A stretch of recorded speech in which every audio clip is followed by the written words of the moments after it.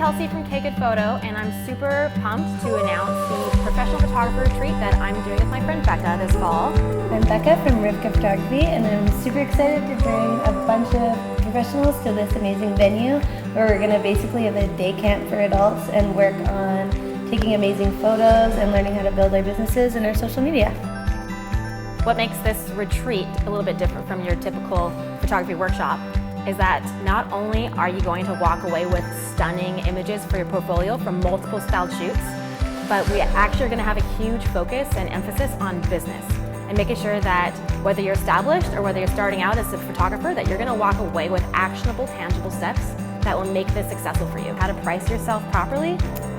Pricing, that's a tough one for us photographers, I think. Especially when you're starting out. I was there too. When I first started, I didn't have a lot of confidence with my work, even though I was really good at it, and my work just got better, and my confidence grew, and I was able to charge more. But there is a formula that I have that I can teach you that will expedite that process for you, because your time is worth something. Probably a lot more than what you're charging right now.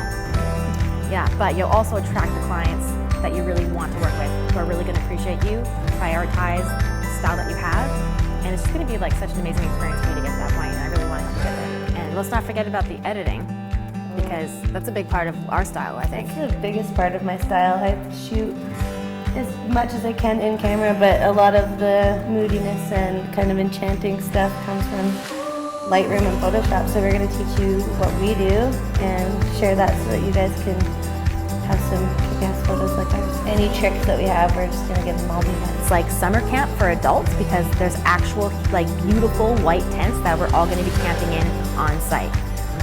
Or should I say glamping. Glamour camping, that's kind of where it's at. We're going for such an intimate experience at Fable. We're capping it out at only 20 attendees. So you really want to make sure that you RSVP as soon